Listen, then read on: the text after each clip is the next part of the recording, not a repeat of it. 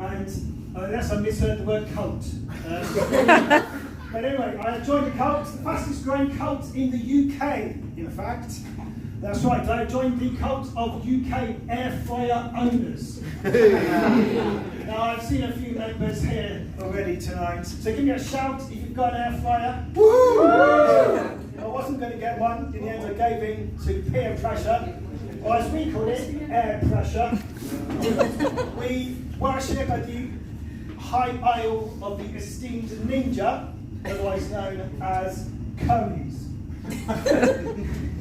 Now we are a modern cult. We have got smart objectives and clear goals, and we are very close to achieving our first goal, and that is of being the most annoying people non-air fryer owners can talk to. But we're not quite in the lead because vegans have still not out there. Now my son, 10, my son 10, he had a school project to do with Robin Hood, and one of the tasks he had to do was to make some food themed with Robin Hood. So I got some sweets, I put them in the drawer of the air fryer, and 5 minutes on 200, if you're interested. I got them out, I showed them to him, and they looked disgusting. I said, look, it's fryer tuck.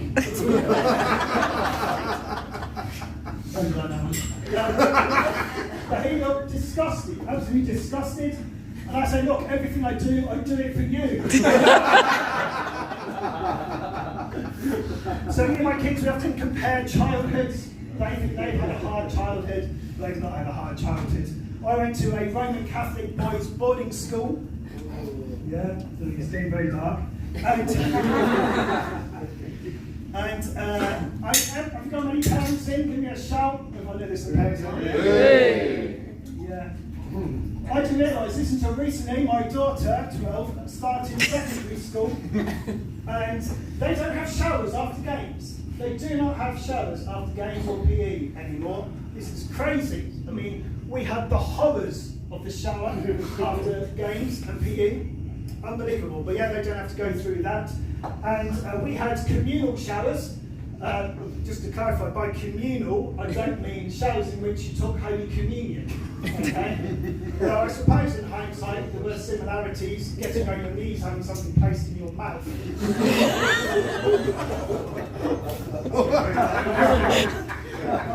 This is a bit like therapy for me, and it's cheaper. Not that much cheaper, I have been to the bar. So, I've lost where I'm going now. Oh, the showers. Oh yeah, so the teachers did take a very keen interest in the boys' personal hygiene during the showering process. That wasn't so good. But one thing, the teachers did have compliments. They take things like, nice tackle, boys. Unfortunately, that was still during the showering process. The school day wasn't all bad. Not all bad. I enjoyed science. One thing I learned was never trust an atom because they make up everything. Yeah.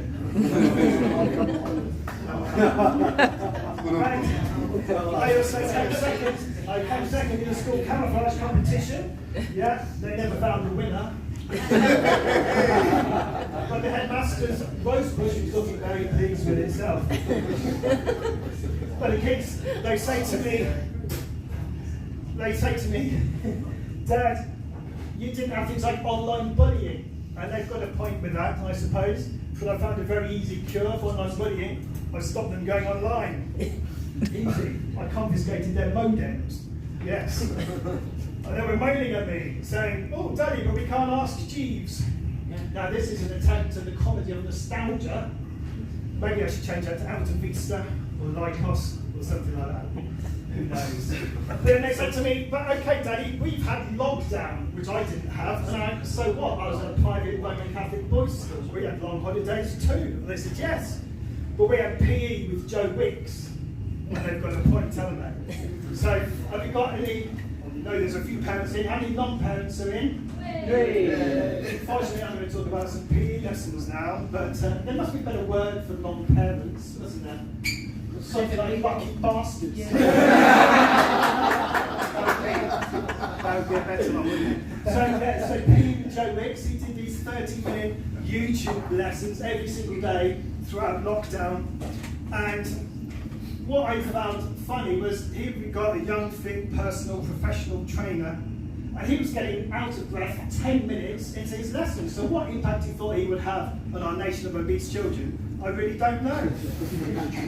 And the whole point of lockdown was to stop the kids going into schools. They'd go into school, they stopped going into school because they would spread a deadly virus or contracted the deadly virus. And at that stage, before the jabs, what was happening obviously were people ending up lying down completely out of breath. So I'd go down after the PE lessons with Joe Wicks had finished, and sure enough, my kids would be lying down completely out of breath. So I thought they had COVID.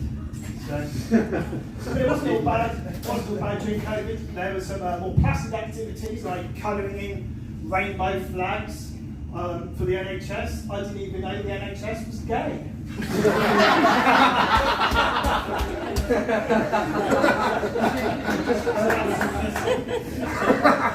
In the end, though, I said, I went to the school and I said, look, can my kids come in? I've had enough of homeschooling. They said, are you a key worker? I said, yes, I am. I work for Timson.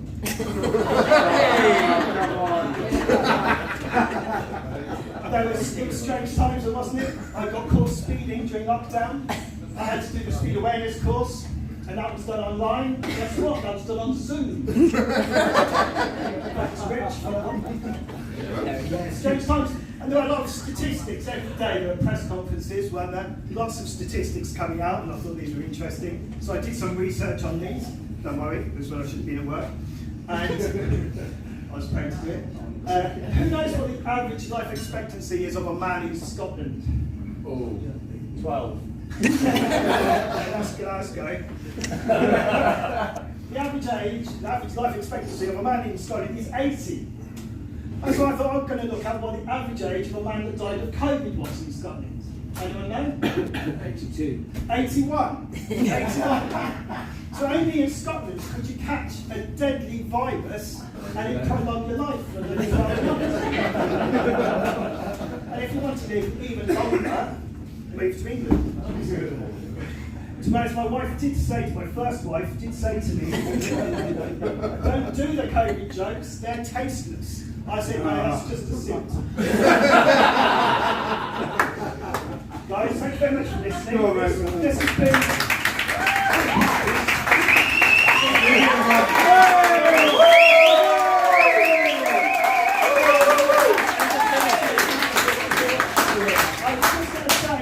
The only time I've done comedy before is in churches, and they're a very easy audience, because if you offend them, they just forgive you and add your name onto a list of people to pray for. So I thought we'd just finish, let's bow our heads with a quick prayer. Seriously, some of you actually did that, didn't you? I bet those of you did love lockdown, right? Most of you didn't, which is good. It's a bit like lockdown. But no, I'm just going to finish with another true story I've made up. I was chatting to a church deacon, and I thought, I'm going to wind him up a bit. So I said to him, is it true the reason churches have really bad Wi-Fi is because they don't want to have to compete with an invisible force that actually works? And the one thing I did learn is don't offend a church deacon when you're with him in a communal shower. That's all from me. Thank you very much.